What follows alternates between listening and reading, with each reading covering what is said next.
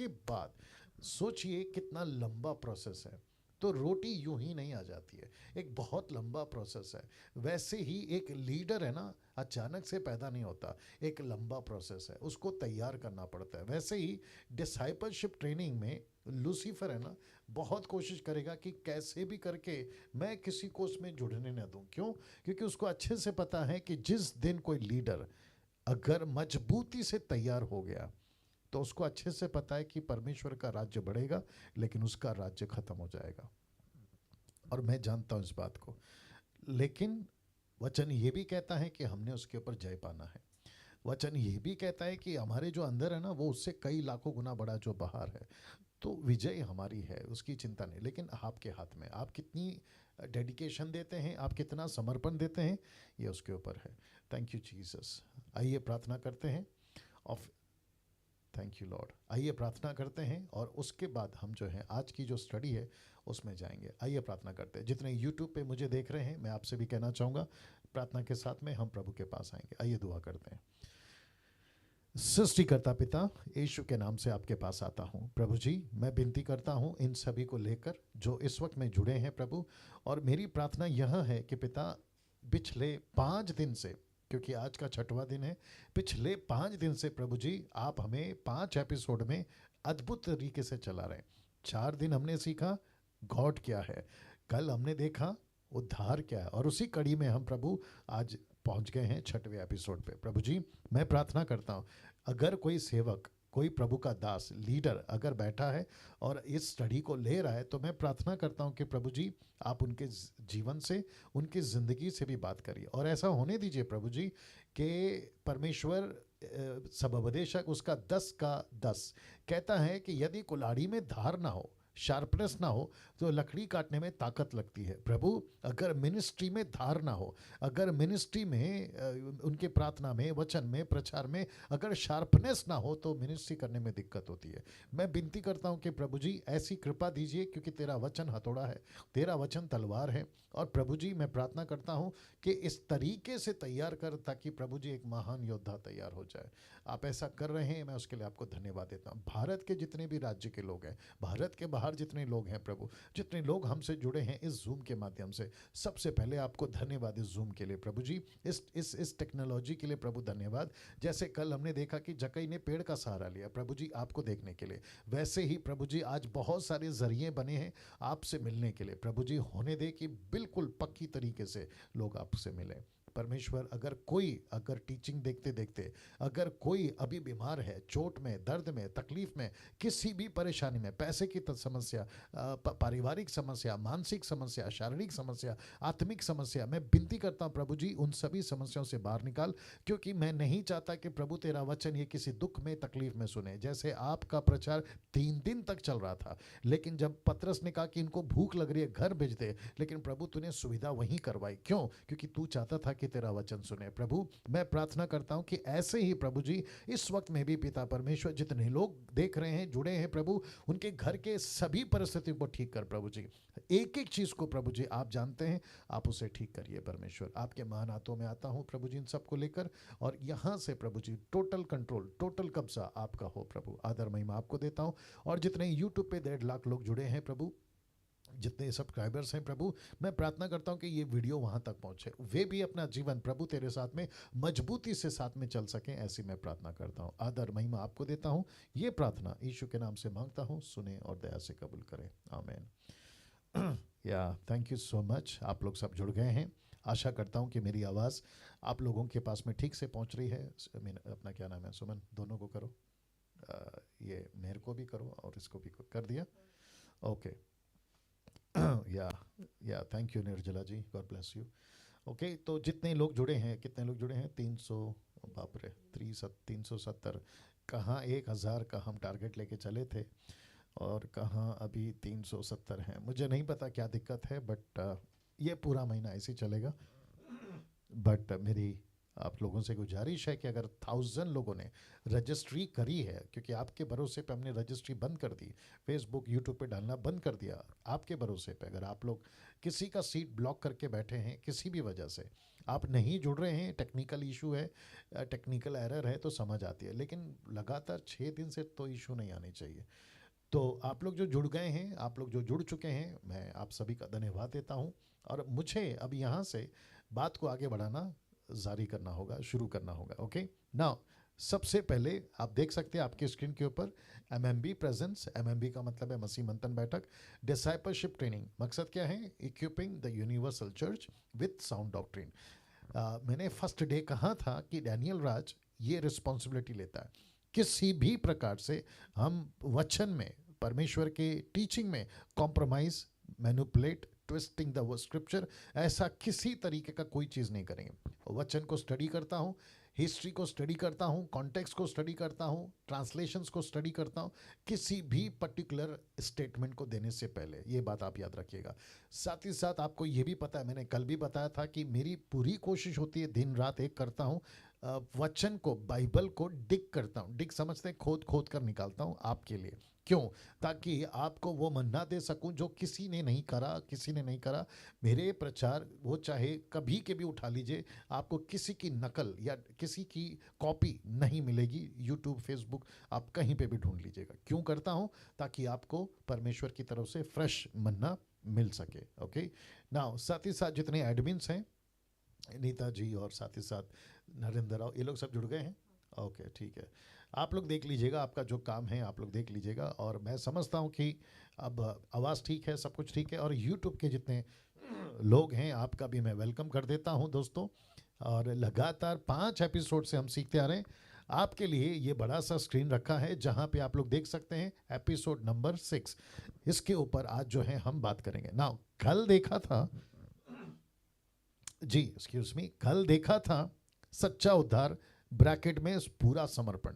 इसको हमने कल देखा था, ठीक है ना। तो कल देखा था सच्चा उद्धार क्या होता है, जिसको कहते हैं पूरा समर्पण, और एक ऐसा कैरेक्टर जिसको कहते हैं जक्कई।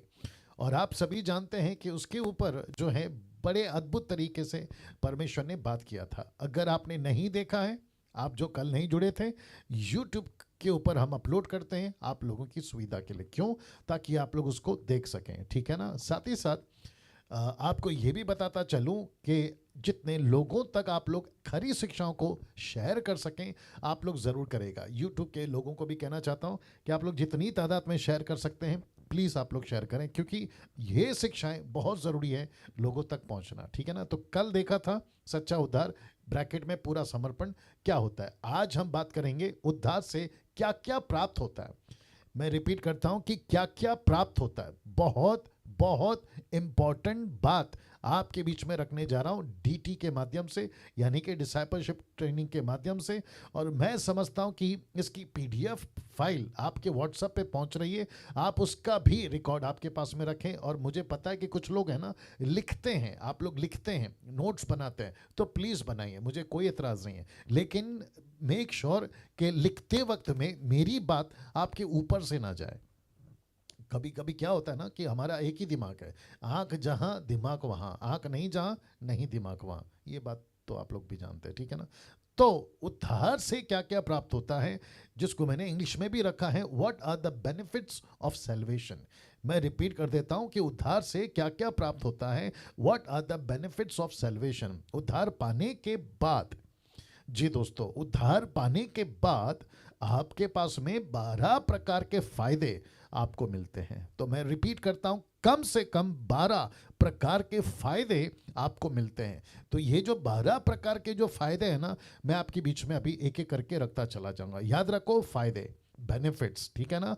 और ऊपर लिखा है कि उद्धार से क्या क्या प्राप्त होता है। और मैं वापस कहता हूं कि ये डीटी के टोटल फ्रेश पॉइंट्स हैं, मैंने कहीं से इसको उठा के नहीं लाया है, या फिर मेरी कोई हज़ारों मैसेज में से एक उठाकर नहीं लाया। मैं बार बार इसलिए कह रहा हूं ताकि आपको मेरी जो मेहनत है ना, वो आपको मैं बता सकूं, ताकि आपको एहसास हो सके कि एक व्यक्ति, डैनियल राज जैसा आदमी, अगर आपके पीछे इतनी मेहनत कर रहा है तो आप उसका पूरा फ़ायदा उठाएं। ओके, तो मेक श्योर आप एक एक पॉइंट के ऊपर ध्यान दें। या थैंक यू निर्जला जी। चलिए वापस आ रहा हूं। उद्धार पाने के बाद 12 प्रकार के फायदे आपको मिलते हैं। तो पहली प्राप्ति या फर्स्ट बेनिफिट, मैं रिपीट करता हूं, पहली प्राप्ति, प्राप्ति का मतलब है फायदा, ठीक है ना, तो आपको मिलेगा उसकी फायदा या प्राप्ति आपको मिलेगी, तो ये प्राप्ति चलती रहेगी। तो पहली प्राप्ति इंग्लिश में फर्स्ट बेनिफिट, आइए देखते हैं, परमेश्वर के क्रोध से छुटकारा। या मैं रिपीट करता हूं कि परमेश्वर के क्रोध से छुटकारा। सबसे पहला उद्धार आप जैसे ही पाते हैं, आपको परमेश्वर के गुस्से से आपको छुटकारा मिल जाता है और परमेश्वर का क्रोध आपके ऊपर नहीं रहा। क्यों? क्योंकि आपने यीशु को स्वीकार कर लिया। तो जैसे ही आपका उद्धार हो जाता है, आप परमेश्वर के गुस्से से बाहर आ जाते हैं। और सपोर्ट के लिए मैंने स्क्रिप्चर लिया है रोमियो की किताब, उसका 5वां अध्याय वचन 10, लिखा है क्योंकि बैरी होने की दशा में, मैं रिपीट करता हूं, क्योंकि बैरी, देख लीजिए येलो में ब्रैकेट किया है, इसका मतलब है कि परमेश्वर के हम पहले बैरी थे। We are the enemies of God, enemies for God, not for या ऑफ गॉड या फॉर गॉड, जैसा भी, ठीक है ना। हम परमेश्वर के बैरी थे, हम उसके दुश्मन थे। मैं उसको इंग्लिश में भी रखूंगा। रोमियो 5:10 कहता है क्योंकि बैरी होने की दशा में तो बैरी थे, उसके पुत्र की मृत्यु के द्वारा हमारा मेल परमेश्वर के साथ हुआ। देखो, बैरी थे लेकिन मेल हो गया, किसके द्वारा? उसके पुत्र के द्वारा। फिर कहता है कि फिर मेल हो जाने पर उसके जीवन के कारण, किसके जीवन के कारण? यीशु के जीवन के कारण हम उद्धार क्यों ना पाएंगे? वाह। और इसी को मैं इंग्लिश में रख रहा हूं, रोमन्स चैप्टर 5:10 लिखा है, For if when we were enemies, we were reconciled to God by the death of his son. यीशु के मृत्यु के होने के चलते हमारा मेल मिलाप हो गया। Much more being reconciled, we shall be saved by his life. मतलब यीशु के, परमेश्वर के हम दुश्मन थे, लेकिन यीशु ने रिकंसाइल्ड किया, मेल मिलाप किया। कैसे? उसके मृत्यु के चलते। और उसके मृत्यु के चलते आप और मैं परमेश्वर के जो दुश्मन थे, उसके चलते हम उसके दोस्त हो गए। अब जरा देखिएगा, कुछ और रख रहा हूं, यूहन्ना की किताब 3:36, जॉन चैप्टर 3:36 लिखा है, जो पुत्र पर विश्वास करता है अनंत जीवन उसका है, परंतु जो पुत्र को नहीं मानता वह जीवन को नहीं देखेगा, परंतु परमेश्वर का क्रोध उस पर रहता है। मैं फिर आ रहा हूं, अगर बेटा है आपके जीवन में, आपको गुस्से से छुटकारा। अगर बेटा नहीं है, आपका उद्धार नहीं हुआ है, तो फिर परमेश्वर का गुस्से का सामना करने के लिए तैयार हो जाओ। वाह। सोच के देखिए क्या गजब की चीज है। मैं फिर कहता हूं, अपने हाथ लीजिए जैसा मैं ले रहा हूं, आप खुद को पीठ को थपथपाइए, खुद को शाबाशी दीजिए। या वेरी नाइस। आप खुद को शाबाशी दीजिए कि आप परमेश्वर के गुस्से से बच गए। देखिए, एक तरफ खुशी है, बहुत ध्यान से सुनना मेरा कनेक्शन, एक तरफ खुशी है कि हम बच गए, लेकिन दूसरी तरफ दुख है, दूसरी तरफ क्या कहते हैं ना, दर्द है। पता है क्यों? क्योंकि बहुत सारे आपके घर के लोग, आपके परिवार के लोग, मेरा खुद का भाई, बीच वाला मेरा बड़ा भाई, वो खुद का अभी तक वो यीशु में नहीं है। तो इसका मतलब है, उसका नाम है थॉमस। अभी भी थॉमस जो है ना, वो परमेश्वर के गुस्से का शिकार है, वो अभी भी है, क्योंकि वो उसकी श्रेणी में आता है, वो उसके लिस्ट में आता है। परमेश्वर का गुस्सा उन सब के ऊपर, ये वचन कह रहा है, मैं नहीं कह रहा हूं, यूट्यूब वालों, मैं नहीं कह रहा हूं, वचन कह रहा है, परंतु परमेश्वर का क्रोध उस पर रहता है। क्यों? क्योंकि उसने यीशु को नहीं जाना। वाह। इसका गुस्से का वजह मैं आपको बताता हूं, लेकिन फिलहाल इसको बताने के बाद में लिखा है यूहन्ना का 5:24 में, मैं तुमसे सच कहता हूं, जो मेरा वचन सुनकर मेरे भेजने वाले की प्रतीति करता है अनंत जीवन उसका है, और उस पर दंड की आज्ञा नहीं होती। सी, इसका मतलब है, अगर बेटा है तो दंड की आज्ञा नहीं है, लेकिन अगर बेटा नहीं है, उल्टा कर दो, उसके ऊपर दंड की आज्ञा है।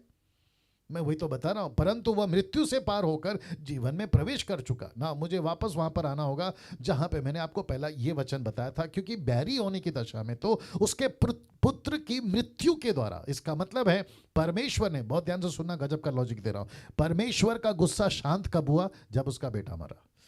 ओहो हो, वापस आना पड़ेगा। रिपीट करता हूं, परमेश्वर का गुस्सा शांत कब हुआ? जब उसका बेटा मरा। इसलिए तो लिखा ना, एली एली लमा सबक्तनी। इसका मतलब है मेरे परमेश्वर तूने मुझे क्यों छोड़ दिया? इसलिए छोड़ दिया, बहुत ध्यान से सुनना, गजब की बात बोल रहा हूं, इसलिए छोड़ दिया क्योंकि यीशु को क्रूस पर, जब यीशु क्रूस पर मर रहा था ना, तो परमेश्वर उसको इसलिए मरने दे रहा था क्योंकि मानो डैनियल के सारे पाप यीशु ने किए। अरे बाप रे, ओके वापस आना पड़ेगा। मैं रिपीट करता हूं, आप में से मैं सबका नाम नहीं ले सकता, इसलिए मैं खुद का नाम ले रहा हूं। तो परमेश्वर यीशु को इस तरीके से मार रहा था जैसे कि डैनियल ने जो पाप किए ना वो यीशु ने किए। इसलिए लिखा है ना, जो पापी नहीं था उसको पापी बनाया। किसको? यीशु को। पापी नहीं था, उसने कभी पाप नहीं किया, लेकिन उसको पापी बनाया। क्यों? मेरे और आपके लिए। बाप रे बाप रे, अब आप सोच के देखो क्या गजब का काम किया है क्रूस के ऊपर। इसलिए तो लिखा है ना, इसलिए तो लिखा ना, रेफरेंस याद नहीं आ रहा है आपको। याद है एक औरत आई थी यीशु के पास और इत्र लेकर आई थी, परफ्यूम, और उसने यीशु के पैरों पर उसको तोड़ा और उसका पूरा इत्र लेकर पाँव को साफ किया और अपने बालों से उसको पहुंचती रही और आंखों से भिगोती रही। याद आ गया आपको? तब वहां पे जो लोग थे ना, उसमें से यूदा इस्करियोत भी था। उसने क्या कहा पता है? ये वेस्ट क्यों कर दिया, इसको तो बेचकर गरीबों को दिया जा सकता था। तब यीशु ने एक बात बोली जो मैं अभी कनेक्ट कर रहा हूं। पता है उसने क्या कहा? उसने कहा कि मुझे बताओ कि सबसे ज्यादा प्यार कौन करेगा? वो प्यार करेगा जिसका ज्यादा माफ हुआ है, या वो प्यार करेगा जिसका कम माफ हुआ है? या ज्यादा प्यार वो करेगा जिसका ज्यादा माफ हुआ है। तो ये औरत क्या कर रही थी? वो ज्यादा प्यार कर रही थी। क्यों? क्योंकि उसका ज्यादा पाप माफ हुआ है। तो मैं डैनियल राज और आप जितने भी लोग अभी जुड़कर या यूट्यूब पे मुझे देख रहे हैं, आपको बताता चलूं कि हम क्यों यीशु को इतना प्यार करते हैं, क्योंकि उसने हमारे पाप ज्यादा माफ किए हैं। माय गॉड उसने ज्यादा पाप माफ किए हैं, जिसके चलते मैं फिर कहता हूं, लिखा है हम बैरी थे। किसके? We were enemies, we were enemies, enemies of whom? God. लेकिन उसके बेटे ने we were reconciled to God. हम यीशु के वजह से मेल मिलाप करा पाए। रिकंसाइल्ड, या reconciled by the death of his son, by the death of his son. मैं सच बता रहा हूं, मैंने शायद संडे को भी बताया था, अगर यीशु क्रूस पे नहीं मरता, क्रिश्चियनिटी तो पैदा ही नहीं होती, गॉस्पल कभी आता ही नहीं, चेला बनाने की बात कभी होती नहीं, मत्ती मरकुस लूका यूहन्ना कभी लिखा ही नहीं जाता, और यीशु का स्वर्ग है नरक है इसकी चर्चा तक नहीं होती। और इसको क्या कहते हैं पता है? सीधा फैसला। इसको कहते हैं सीधा फैसला। उठाओ नरक में डालो, हिंदू मुस्लिम सिख ईसाई बुद्धिस्ट पारसी आदिवासी यहूदी जैन, आप दुनिया के जितने भी कौम के लोग हैं ना, 780 करोड़, इनको सीधा उठाओ, सीधा नरक में डालो। क्यों? क्योंकि we were enemies, we were enemies. हम परमेश्वर के दुश्मन थे, या परमेश्वर हमारा दुश्मन बन गया था। किसके चलते? पाप के चलते। सोच के देखिए क्या बड़ा बेनिफिट है और कितनी बड़ी बेनिफिट है, और जिसके चलते ये सारी बातें आपके बीच में रख रहा हूं। तो वापस कह देता हूं, जो पुत्र पर विश्वास करता है अनंत जीवन उसका है, परंतु जो पुत्र को नहीं मानता वह जीवन को नहीं देखेगा, परंतु परमेश्वर का गुस्सा उसके ऊपर बना रहता है। वाह! यहाँ मैं चाहता हूं कि हम सब परमेश्वर को ताली बजाकर धन्यवाद दें कि उसने हमसे पेनल्टी नहीं मांगी, बल्कि उसने पेनल्टी खुद बेटे को दे दी, और ऐसा उसको मारा जैसे कि गलती डैनियल ने नहीं की, यीशु ने की। आप सब अपना अपना नाम डाल लीजिए वहां पे, आप सब अपना अपना नाम डाल दीजिए। खुद को आप ऐसा सोच के चलिए। अभी जैसे यहाँ पे मेरे शूटिंग रूम में कुछ लोग बैठे हैं, तो मैं उनको कहूँगा तुम अपना नाम डाल लो कि जब यीशु को मार पड़ रही थी, यीशु को कोड़े मारे जा रहे थे, तो डैनियल को पड़ रही थी, विवेक को पड़ रही थी, सुमन को पड़ रही थी, हम जितने लोग अभी देख रहे हैं, लीडर्स हैं, पास्टर्स हैं, आपको जो पढ़ना था ना, आपकी जगह पर यीशु को मार पड़ रही थी और परमेश्वर का गुस्सा शांत हो रहा था। किसके ऊपर? आपके ऊपर से। क्या अद्भुत चीज है। मैं बहुत कुछ बोलना चाहता हूं, लेकिन वक्त को भी ध्यान रखना है। दूसरी प्राप्ति लिखने जा रहा हूं, दूसरी प्राप्ति यानी कि सेकंड बेनिफिट। और सेकंड बेनिफिट क्या है? जो कि बहुत पावरफुल है। वापस कहना चाहता हूं, सेकंड बेनिफिट कहता है आदम के बीज से छुटकारा। आदम के बीज, बीज का मतलब है सीड, SEED, सीड, बीज। जो बीज परमेश्वर के विरोध में गलती करके जो शैतान ने बोया था ना, वो बीज की बात कर रहा हूं। दैट सीड, वो बीज, लिखा है दूसरी प्राप्ति, सेकंड बेनिफिट, आदम के बीज से छुटकारा। आदम के बीज से छुटकारा, मैं कुछ रेफरेंस दे रहा हूं नाउ। इसको समझने के लिए आपको अपना थोड़ा बुद्धि खर्चा करना पड़ेगा, मतलब आपका दिमाग को खर्चा करना पड़ेगा। आदम के बीच से छुटकारा, वापस कहता हूं ना, पॉइंट यह है कि परमेश्वर ने आदम को एक ऐसी सृष्टि बनाई थी जिसके चलते परमेश्वर कह रहा था कि ये मेरी सृष्टि है। उत्पत्ति 1:26 याद आ गया होगा, लिखता है कि मैंने उसको अपने स्वरूप में बनाया, और परमेश्वर ने खूबसूरत सृष्टि बनाकर उसको रखा। लेकिन पौलुस को परमेश्वर ने एक ऐसा क्या कहते हैं प्रकाशन दिया, या एक ऐसा, यूट्यूब वालों आप भी सुनिएगा, एक ऐसा रेवलेशन दिया कि इसकी कनेक्शन 2 कुरिन्थियों 5:17 में होती है। कहता है यदि कोई मसीह में है, यदि कोई मसीह में है तो वह नई सृष्टि है, पुरानी बातें बीत गई। ये कौन सी पुरानी बातें हैं? ये वही पुरानी बातें, क्योंकि कॉन्टेक्स्ट कहता है, संदर्भ कहता है नई सृष्टि। तो कौन सी है पुरानी सृष्टि? अगर नई सृष्टि की बात हो रही है तो इसका मतलब है कोई पुरानी सृष्टि है। अगर नए बात की बात कर रहा है तो इसका मतलब है कोई पुरानी बात है। इसका मतलब है कि नई सृष्टि हो, पुरानी बातें बीत गई, देखो वे सब नए हो गए। तो नया क्या हो गया? तो इसका मतलब है कि जो आदम का बीज था ना, वो हम कभी नहीं हटा सकते। आदम का जो पाप है ना, वो कभी हम नहीं हटा सकते। आदम की जो गलतियां है ना, वो कभी हम नहीं निकाल सकते। लेकिन उसको एक ही निकाल सकता है, और वो है परमेश्वर। तो परमेश्वर ने क्या कहा कि मैं काम करता हूं कि आदम का बीज को निकालने के लिए मैं दूसरे आदम को लेकर आऊंगा। वापस कहता हूं, मैं दूसरे आदम को लेकर आऊंगा। तो दूसरा आदम कौन है? रोमियो किताब उसका 5वां अध्याय मैंने नहीं रखा है, लेकिन आप सभी जानते हैं वो दूसरा आदम यीशु है। फर्स्ट आदम नेचुरल था, सेकेंड आदम सुपर नेचुरल था। पहला आदम स्वाभाविक था, दूसरा आदम आत्मिक था। पहला आदम ने पाप लाया, दूसरे आदम ने क्षमा लाया। पहले आदम ने प्रभु से दूर किया, दूसरे आदम ने परमेश्वर से मिलाप कराया। क्या बात है, सी। और जिसके चलते आप और मैं आज परमेश्वर के बीच से, माफ करें, आदम के उस बीच से हम छुटकारा पा गए। और ये क्या बना दिया उसने हमको? परमेश्वर की नई सृष्टि बना दी। और इस नए सृष्टि में, बाप रे, और एक कनेक्शन आ गया, दे देता हूं। इस नए सृष्टि में आदम के बीच का कोई भी परिणाम, मैं रिपीट करता हूं, कोई भी परिणाम नई सृष्टि के मसीहों के ऊपर कभी नहीं आएगा। अरे बाप रे कभी नहीं आएगा। अगर आप कहते हो पास्टर डैनियल, पूर्वजों का श्राप क्या मसीह बनने के बाद मुझ पर लागू होगा? तो सीधी बात है, नहीं होगा। क्यों? क्योंकि लिखा है ना, आपके स्क्रीन पे देख लीजिए, लिखा है पुरानी बातें बीत गई और सब कुछ नया हो गया। इसका मतलब है आप और मैं आदम के बीच से, आदम के श्राप से, आदम के पाप से कब छूट जाते हैं? जब दूसरे आदम में आ जाते हैं।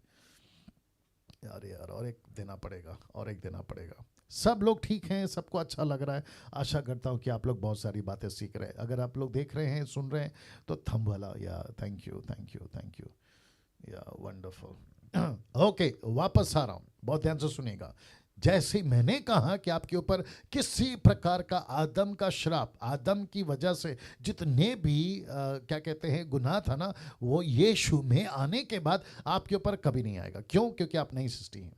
नई सृष्टि का मतलब है आप यीशु में हैं। तो बहुत ध्यान से सुनिएगा जो मैं लॉजिक दे रहा हूं।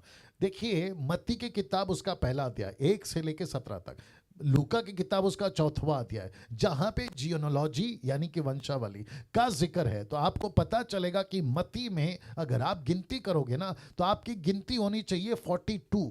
याद रखो 42, 14 14 14। तो इसका मतलब है कि अब्राहम से लेकर दाऊद तक, दाऊद से लेकर बेबीलोन तक, और बेबीलोन से लेकर यीशु तक, तो 14 14 3 14 होते हैं, जिसको कहते हैं 14 × 3 42 होते हैं। लेकिन ये 42 गिनती करो नहीं मिलेगा आपको, आपको मिलेगा सिर्फ 41। मैं चाहता हूं कि कभी आराम से बैठ के गिन लेना, क्योंकि मैं गिन के बैठा हूं, इसलिए बता रहा हूं, ठीक है ना।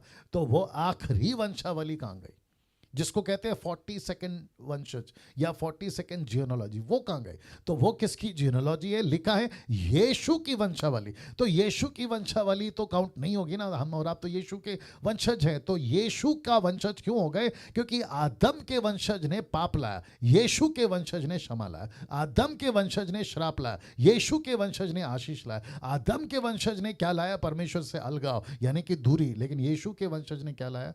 मिलाप। अब आप सोच के देखो क्या गजब का कनेक्शन, क्या गजब का परमेश्वर आपको और मुझे मिला है, और जिसके चलते बेनिफिट नंबर 2 बता रहा हूं कि आदम के बीच से छुटकारा। ना तीसरी प्राप्ति, क्योंकि मुझे वक्त का भी ख्याल रखना है, तीसरी प्राप्ति, क्योंकि कम से कम 12 बेनिफिट्स है और आपको खूब मजा आएगा, लेते जाइए, ठीक है ना। तीसरी प्राप्ति यानी कि थर्ड बेनिफिट, और थर्ड बेनिफिट कहता है पाप और उसके परिणामों से छुटकारा। मैं रिपीट कर रहा हूं, लिखा है पाप और उसके परिणामों से छुटकारा। तो पाप और उसके परिणाम क्या है, तो मैं आपको बताता चलूं। एक स्क्रिप्चर आपके बीच में रख रहा हूं, याकूब की किताब उसका पहला अध्याय वचन 15, लिखा है फिर अभिलाषा गर्भवती होकर पाप को जनती है, और पाप जब बढ़ जाता है तो मृत्यु को उत्पन्न करता है। तो पाप की वजह से क्या आया, मृत्यु। मैंने संडे को यही तो प्रचार किया था, रोमियो किताब उसका 6वां अध्याय वचन 23 का ए पार्ट।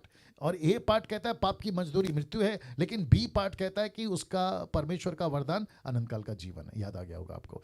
तो एक है पाप और दूसरा है पाप के परिणामों से भी छुटकारा। तो इसका मतलब है कि हम पाप से भी छूट गए, तीसरा बेनिफिट माफ करें, पाप से भी छूट गए, और साथ ही साथ उसके पाप के जो परिणाम है ना, जिसको कहते हैं साइड इफेक्ट्स, उससे भी हमारा छुटकारा यीशु ने कर दिया। और जिसके चलते बाइबल हमें कहती है कि यीशु ने जो है हमें इन सभी चीजों से आजाद किया है, और पाप के परिणाम से भी आजाद किया है। मैं चाहता हूं कि आपके दिमाग में एक एक लाइन, एक एक बात को ऐसे गांठ बांधो। क्यों? क्योंकि खुद को भी सीखना है, दूसरों को भी सिखाना है। ये इसको कहते हैं ना, टोटल फाउंडेशन गिरा रहा हूं मैं, टोटल फाउंडेशन। देखिए मैं जब आपको टीच कर रहा हूं ना, तो मैं ऐसा सोच रहा हूं कि अगर मैं एक को टीच कर रहा हूं, अभी यहां पे कितने लोग हैं, 411, अगर 411 लोगों को मैं ट्रेन कर रहा हूं, तो एक एक व्यक्ति मेरे लिए 411 है। अरे बाप रे, वापस आना पड़ेगा लगता है। आप लोग समझे कि नहीं समझे? जल्दी से कैलकुलेट करो। 413 है अभी, तो 413 इंटू कैसे, अगर एक 413 है मेरे लिए, तो एक का 413 कैसे करेंगे फिर? एक 413 है मेरे लिए। ओके समझ गया। 415 इंटू 415 करो। हाँ अभी ठीक है। कितने हैं? 1,72,225। Can you believe this? तो इसका मतलब है मैं जिसको ट्रेन कर रहा हूं वो 1,75,000 को ट्रेन कर रहा हूं। देखिए मेरे लिए अभी 1100, माफ करें 415 लोग हैं, लेकिन आपके हिसाब से एक व्यक्ति अगर 415 को ट्रेन करा, मैं ऐसे ट्रेन कर रहा हूं, तो 1,75,000 को मैं ट्रेन कर रहा हूं अभी। तो इनको ऐसे बांध के रखो। Same with the YouTube people also, आपको भी ऐसे ही लेके चलना है कि आपको सीखना है, लेकिन दूसरों को ऐसे सिखाना है कि आपकी तरह तैयार करना है। उसके वजह से मैं ये बात कर रहा हूं। तो पाप और उसके परिणामों से आपको प्रभु ने छुटकारा दे दिया। ना मुझे लगता है कि एक और चीज़ ऐड करना पड़ेगा, अगर मैं आगे नहीं कर सका, क्योंकि अभी वो याद है, पता नहीं आगे पॉइंट में याद रहेगा नहीं रहेगा, बाकी पवित्र आत्मा चलाएगा, ठीक है ना।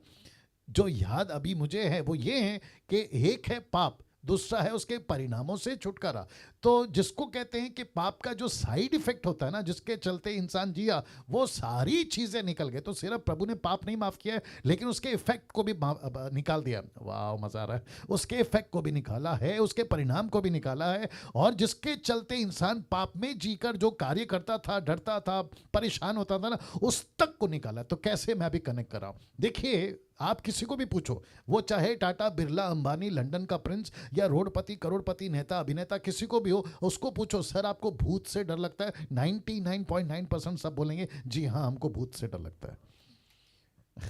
तो इसका मतलब है कि प्रभु ने सिर्फ पाप से छुटकारा नहीं दिया है, उसके जो परिणाम है ना, जिसको कहते हैं डर, 365 बार लिखा है बाइबल में, मत डर, मत डर, मत डर, मत डर, मत डर। तो किस किस से मत डर? उन सब चीज से मत डर जिसको भूत कहते हैं, जिसको चुड़ैल कहते हैं, जिसको जादू टोना कहते हैं। आप किसी भी चीज को नाम ले लीजिए, इन किसी से भी आपको नहीं डरना है, क्योंकि पाप से छुटकारा हुआ है, उसके परिणामों से भी आपका छुटकारा हुआ है। तो कुछ लॉजिक देता हूं आपको और भी अच्छा लगेगा। ऐसा सोचिए आप सड़क पे जा रहे हैं, सड़क पे जाते जाते, यूट्यूब वालों आप भी सुनिएगा, सड़क पे जाते जाते आपको रास्ते में नींबू, मिर्ची, नारियल, जादू टोना किया हुआ, भोपला समझते हैं उसको, इंग्लिश में क्या कहते हैं भोपला को? हाँ पंपकिन, ये सारे के सारे जादू करके और काली गुड़िया को पिन मार के आपको रास्ते में छोड़ दिया, और आपका पैर उसमें लग गया। आप एक विश्वासी है, याद रखो। तो क्योंकि पुराना स्वभाव तो साथ में लेके चल रहे हैं ना, पुरानी बातें, दादी नानी ताता काका की कहानी याद है ना, वो सब, तुमको भूत आएगा, तुमको ये आएगा, ये लेके चलते हैं हम।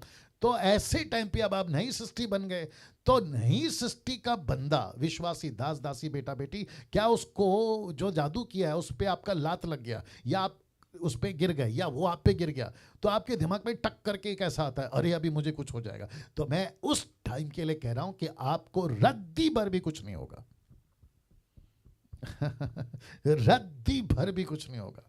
पता है क्यों? क्योंकि परमेश्वर जो आपके अंदर आ चुका है ना, और आपका शरीर किसका है, अभी मैं रखूंगा उसको भी 12 पॉइंट में, वो भी है परमेश्वर का मंदिर। आपके अंदर रहता कौन है? परमेश्वर।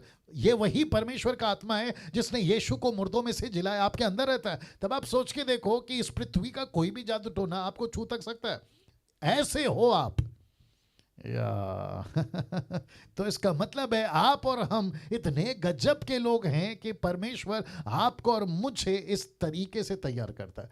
तो मैं चाहता हूं कि आप सभी जो सुन रहे हैं, आप लोग सभी एक्साइटेड हो रहे हैं, ऐसा मुझे चित्र में दिखना चाहिए, ठीक है ना? और आप लोग सब उसको रिसीव करें। या काफ़ी लोग रिएक्शन दे रहे हैं, मुझे अच्छा लग रहा है। जितेंद्र गुप्ता जी बढ़िया, बहुत अच्छा। डेबू मंडल बहुत अच्छा। निर्जला जी का तो बात ही नहीं करना, बहुत अच्छा। और बाकी जितने भी है ना, अजीत कौन है वो, अजीत केशव, अजय केशव है, अजय केशव जी, आप भी थोड़ा रिएक्शन दें।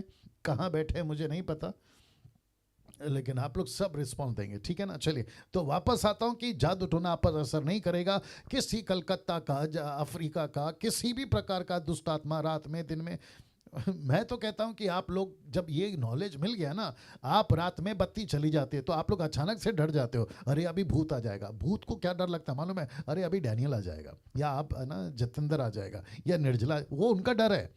कैसे बताऊं? और एक बताता हूं। देखिए, रास्ते में चल रहे हो, कुत्ता भौंकता है, आपको लगता है कि कुत्ता आपको देख के भौंक रहा है और वो आपको डरा रहा है। दरअसल वो कह रहा है मैं भौंक नहीं रहा हूं, मैं बता रहा हूं कि मुझे तेरे से डर लग रहा है। हम इसको उल्टा नहीं करते कभी भी। हम ये सोचते हैं कि कुत्ता मुझे डरा रहा है, कुत्ता कहता है कि भाई तू आ गया तब से मैं डर रहा हूं, अभी मैं यही तो बात करूंगा, भौंक भौंक के भाव भाव भाव, है ना? तो किसी से नहीं डरना है जब आप मसीह बन जाते हैं। चौथा बेनिफिट, यानी कि चौथी प्राप्ति, फोर्थ बेनिफिट क्या है? देखिए, लिखा है अनंत काल का जीवन मिलता है।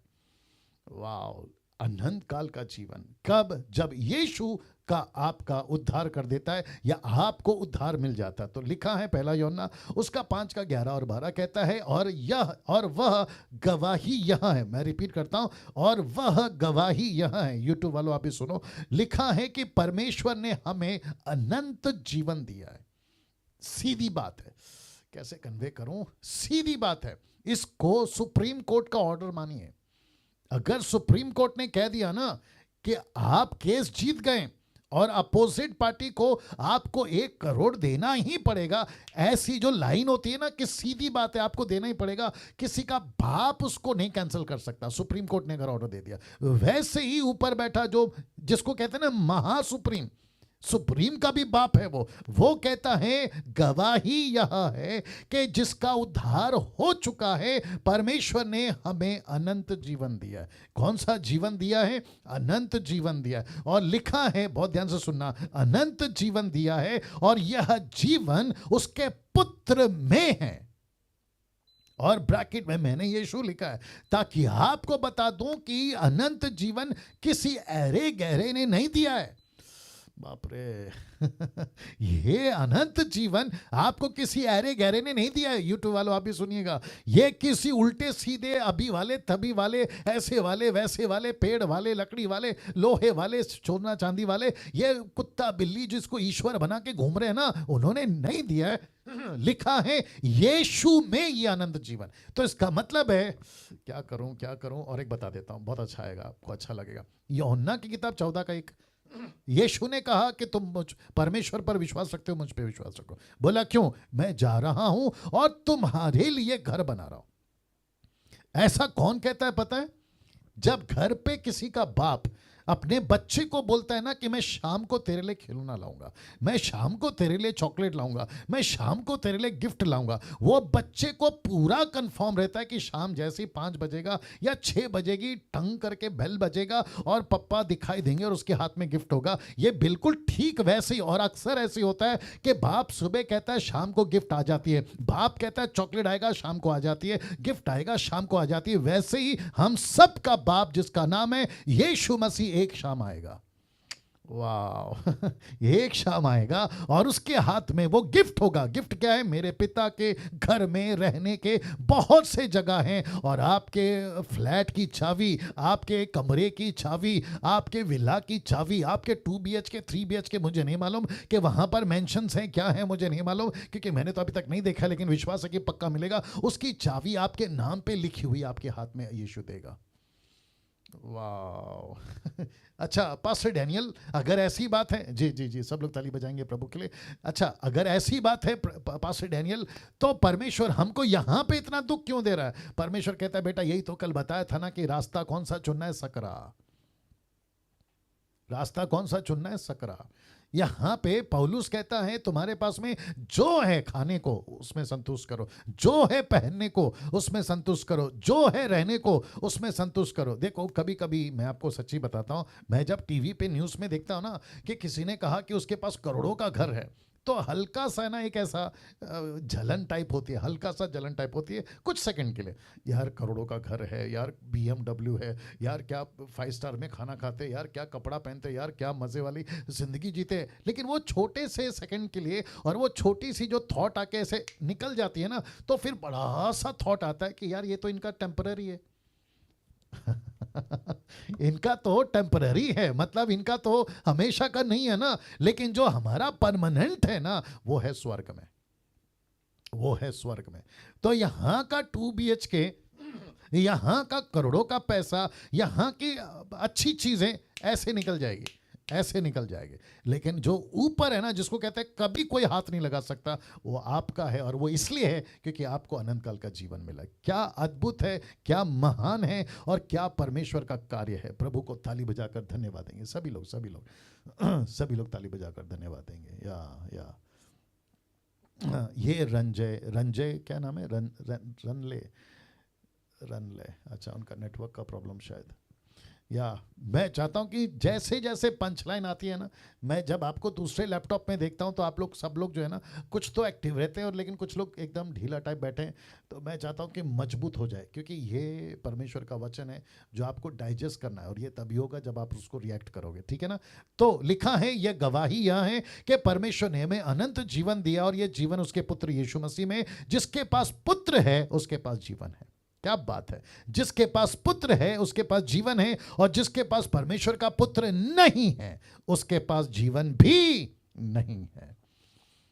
वाह, सी, इसका मतलब है कितना सटीक और कितना एक्यूरेट बात परमेश्वर यहां पे अपने लोगों के द्वारा लिख रहा है। कहता है कि जिसके पास में पुत्र है उसके पास जीवन है, जिसके पास पुत्र नहीं है उसके पास में जीवन भी नहीं है। मैं बहुत आगे बढ़ रहा हूँ क्योंकि बहुत सारे पॉइंट क्लियर करना है और आपको बहुत मज़ा आएगा। मैं ऐसे आपके लिए डिश लाया हूँ कि डिलीशियस है, मज़ा आएगा, बस खाते जाओ, ठीक है ना। पांचवी प्राप्ति, फिफ्थ बेनिफिट, कहता है परमेश्वर की संतान बनते हैं। हम सब परमेश्वर की संतान बनते हैं। इसका मतलब है कि परमेश्वर में जैसे ही हम उद्धार पा जाते हैं, रोमियो 8:15 कहता है क्योंकि तुमको दासत्व की आत्मा नहीं मिली है कि फिर भयभीत हो। अब जरा देखो, परंतु ले पालकपन, मैं रिपीट करता हूं, ले पालकपन। इसका मतलब है अडॉप्टेड सन। दूसरा शब्द है गोद लिया हुआ। कैसे बताऊं, चलो बताता हूं ऐसा सोचिए, आप एक अनाथ आश्रम में गए और वहां से आपने एक बच्चे को गोद लिया और आप लेकर आ गए और आपने उसको घर पे रखा, और बच्चे आपस में खेलते हैं ना मोहल्ले में, तो एक बच्चा कहता है दूसरे बच्चे से जो अनाथ आश्रम से लाया, वो कहता है कि देख, मैं तो मेरे अपने बाप का हूँ, लेकिन तेरे माँ बाप ने तुझे गोद लिया है, और तू जो है ना तेरे माँ बाप का नहीं है। तो एक तरफ ऐसा लगता है कि यार कितना दुख है कि ये तो ओरिजिनल बाप का है लेकिन मैं तो गोद लिया हुआ। वो बच्चा पलट के जो जवाब देता है ना, आपको भी पलट कर यही जवाब देना, पहले सुन लो। वो बच्चा कहता है, कौन सा, जो अनाथ आश्रम से लाया, वो कहता है कि देख भाई बात मेरी समझ ले। बोला क्या? कहता है कि तुझे जो दिया ना, तो तुझे एक ही दिया, और तेरे माँ बाप को जो दिया वो लेना ही पड़ा, क्योंकि तू उनकी अपनी औलाद है। तो जैसा दिया वैसा लिया। अगर लंगड़ा पैदा होता तो लेना पड़ता, अंधा पैदा होता तो लेना पड़ता, तू जैसा होता वैसा लेना पड़ता। लेकिन मुझे देख, अनाथ आश्रम में हजारों बच्चे थे, मेरा बाप जिसने गोद लिया ना, वो कई बच्चों को ढूंढने के बाद मेरे पास आया। अब आप समझे, 780 करोड़ के बच्चे दुनिया में, लेकिन आपके मोहल्ले में, आपके नगर में, आपके सोसाइटी में, आपके सिटी में, आपके नेशन में परमेश्वर ने सिर्फ आपको चुना। तो अपना हाथ लीजिए, थपथपाइए, शाबाशी दीजिए कि मैं वो गोद लिया बच्चा हूं जो कई हजारों में, लाखों में, करोड़ों में परमेश्वर ने आपको चुना है। क्या बात है। तो लिखा है, क्योंकि तुमको दासत्व की आत्मा नहीं मिली कि फिर भयभीत हो, परंतु ले पालकपन की आत्मा मिली। फिर कहता है जिसे हम हे अब्बा, हे पिता कहकर पुकारते हैं। देखिए ये जो शब्द है ना अब्बा, ये ग्रीक को ट्रांसलेट करके जो बहुत नजदीकी शब्द होता है ना, जिसको कहते हैं अब्बा। पिता तो सब कहते हैं, फादर सब कहते हैं, लेकिन ये जो शब्द है ना अब्बा, बहुत ही करीबी है। तो कहता है कि तुम उसको हे अब्बा बुला सकते हो, हे पिता बुला सकते हो। रिश्ता इतना नजदीक कर दिया, संतान बना दिया, बेटा बना दिया, बेटी बना दिया, और इस कदर तक बना दिया। देखो क्या लिखा है, पहला यूहन्ना 3 का 1 से 2 तक में, देखो पिता ने हमसे कैसा प्रेम किया कि हम परमेश्वर की संतान कहलाएं। और आगे लिखता है, और हम हैं भी, इसमें कोई डाउट नहीं है, ठीक है ना। फिर कहता है, इस कारण संसार हमें नहीं जानता क्योंकि उसने उसे भी नहीं जाना। अब इसको देखो, हे प्रियो, अभी हम परमेश्वर की संतान हैं, और अब तक यह प्रकट नहीं हुआ कि हम क्या कुछ होंगे। मतलब ऑप्शन और भी है, हम क्या कुछ होंगे। इतना जानते हैं कि जब वह प्रकट होगा, कौन, यीशु, जब वह प्रकट होगा तो हम भी उसके समान होंगे, क्योंकि उसको वैसा ही देखेंगे जैसा वह है। अब आप सोचिए कि एक तो बेटा बनाया, ऊपर से क्या क्या बना सकता है, इसकी ऑप्शन है ना बहुत सारी है। बाप रे, कैन यू बिलीव दिस। सोच के देखिए हम क्या चीज हैं, और ये सब क्यों हो रहा है। एक ही चीज है, उसका नाम क्या है, सैल्वेशन। उसका नाम क्या है, उद्धार। तो सबसे पहला समझा गॉड को। अभी हम किसको समझ रहे हैं, उसके गिफ्ट को, और उसका गिफ्ट क्या है, सैल्वेशन। अगर एक मसीह अभी तक के डीटी में ये 2 पॉइंट को ठीक से समझ गया ना, उसका मसीह जीवन तो वाह वाह है। मैं वही बता रहा हूं, कभी दुखी नहीं होगा, कभी डिप्रेशन में नहीं जाएगा, कभी किसी प्रकार की शिकायत नहीं करेगा, और दूसरों के सामने अपना हाथ नहीं फैलाएगा कि मेरे लिए प्रार्थना करो, क्योंकि उसको पता है कि मेरा ऐसा बाप है, मेरा एक ऐसा परमेश्वर है जिसको मैं अब्बा, जिसको मैं पिता, my father, my own father बुला सकता हूं। तो जिसके लिए मैंने एक शब्द रखा है, लिखा है, in this planet you are not alone. मैं चाहता हूं कि इसको अंदर ले लो, रिसीव करो, ठीक है ना। मैं रिपीट करता हूं कि in this planet you are not alone. इस ग्रह पर आप अकेले नहीं हैं। क्यों? क्योंकि यूहन्ना की किताब उसका 14 का 18 कहता है, मैं तुम्हें अनाथ ना छोड़ूंगा, मैं तुम्हारे पास आता हूं। इसको डाइजेस्ट करिए, इसको डाइजेस्ट करिए। मैं पानी पी लेता हूं। जी जी दोस्तों, प्रभु के लोगों, मैंने कल भी कहा था, मैं इसको फिर कहता हूँ। मैं जब स्लाइड्स बनाता हूँ ना आप लोग के लिए, जब लिखता हूँ ना, मैं खुद क्या कहते हैं ना, मज़ा आ जाता है मुझे। मैं खुद उत्साहित हो जाता हूँ कि प्रभु क्या चीज़ है। एक एक वचन पे, एक एक बातों पे हम जब कंसंट्रेट करते हैं ना, आपकी जो रूह है ना, आपकी जो स्पिरिट है ना, मेरे पास शब्द नहीं है, मजा आ जाता है। ऐसा है प्रभु हमारा। इसलिए परमेश्वर का वचन लाखों रुपए के खजाने से बढ़कर है, या लाखों रुपए के खजाने से बढ़कर है। इसको रिसीव किया करो, ठीक है ना। तो फिर कहता हूं, in this planet you are not alone, क्योंकि परमेश्वर ने आपको अनाथ कभी छोड़ा ही नहीं है। अब बात करते हैं छठवीं प्राप्ति के लिए, 6th बेनिफिट के लिए। और मैं वापस कह रहा हूं, अभी तक आपने 5 सुना है, मजा आ रहा है, लेकिन जैसे जैसे आप आगे बढ़ोगे और मजा आएगा। तो क्या है छठवीं प्राप्ति, what is the 6th benefit? परमेश्वर के राजदूत बना के, जैसे ही हमने उद्धार पाया, उसने हमको राजदूत बना दिया। उसने हमको राजदूत बना दिया। राजदूत का मतलब समझते हैं एम्बेसडर। और ये कहाँ लिखा है? दूसरा कुरिन्थियों उसका 5:20 लिखा है, सो हम मसीह के राजदूत हैं, मानो परमेश्वर हमारे द्वारा समझाता है, हम उसकी ओर से निवेदन करते हैं कि परमेश्वर के साथ में मेल मिलाप करो। तो इस पृथ्वी के ऊपर उद्धार पाने के बाद, मैं रिपीट करता हूं, मेरा कल का टॉपिक मैं आपको बताऊंगा कि उद्धार के मकसद क्या है या पर्पस क्या है, मैं उसको बताऊंगा, ठीक है ना। लेकिन मकसद अभी एक छोटा सा झलक यहां पे आ गया कि एक तो हम राजदूत हैं, ये बात तो कंफर्म है। दूसरी बात, परमेश्वर हमारे द्वारा दूसरों को समझाता है। आपके गांव को कौन समझाएगा? मोदी साहब नहीं समझाएंगे, आपका लोकल नेता नहीं समझाएगा, आप समझाओगे। बाप रे आप उनको समझाओगे, ठीक है ना। तो लिखा है मसीह के राजदूत हैं, वी आर द एम्बेसडर्स। और सोच के देखो, अगर हम राजदूत हैं तो इसका मतलब है कि परमेश्वर हमसे क्या कहना चाहता है पता है? मैंने तुमको रखा है पृथ्वी पे, मैंने तुमको रखा है तुम्हारे इलाके में, मैंने तुमको रखा है तुम्हारे मोहल्ले में। और ये बात तो पक्की है, लगता कनेक्शन देना पड़ेगा, क्योंकि जिसके चलते हमको संसार नहीं पहचानता, देखो इस कारण संसार हमें नहीं जानता क्योंकि उसने उसे भी नहीं जाना। देख लीजिए लिखा है कि नहीं लिखा है? संसार हमें नहीं जानता कि हम राजदूत हैं, संसार हमें नहीं जानता कि हम परमेश्वर के एम्बेसडर हैं। क्यों? क्योंकि संसार ने परमेश्वर को भी नहीं जाना, तो हमको क्या जानेंगे। लेकिन उसके बावजूद परमेश्वर कहता है कि मैंने तुम्हारे को रखा है राजदूत बनाकर, क्योंकि मैं तुम्हारे द्वारा लोगों को समझाऊंगा। सब ठीक है? मैं तुम्हारे द्वारा लोगों को समझाऊंगा। क्या गजब का चीज है, क्या गजब का परमेश्वर है। और एक कनेक्शन आ गया। देखो जब हम राजदूत है ना, बोलूं कि नहीं बोलूं? बोलता हूं, ठीक है, बोल देता हूं। देखो अगर हम राजदूत है ना, तो राजदूत का पैसा, राजदूत का कपड़ा, राजदूत का खाना, राजदूत का हर चीज, हेल्थ, ये कौन प्रोवाइड करेगा? इसको कौन देगा? ऊपर बैठा परमेश्वर। क्यों? क्योंकि हम उसके राजदूत हैं, हम उसके वर्कर है ना। तो एक वर्कर का वेतन होता है कि नहीं होता है? तो परमेश्वर कहता है कि डैनियल, अगर तू मेरा काम करेगा तो मैं तेरा काम क्यों नहीं करूंगा? अगर तू मेरा घर बनाएगा तो मैं तेरा घर क्यों नहीं बनाऊंगा? अगर तू मेरे लिए काम करेगा तो मैं तेरे लिए काम क्यों नहीं करूंगा? इसको कहते हैं एक हाथ दे दूसरा हाथ ले। या आई बात समझ में?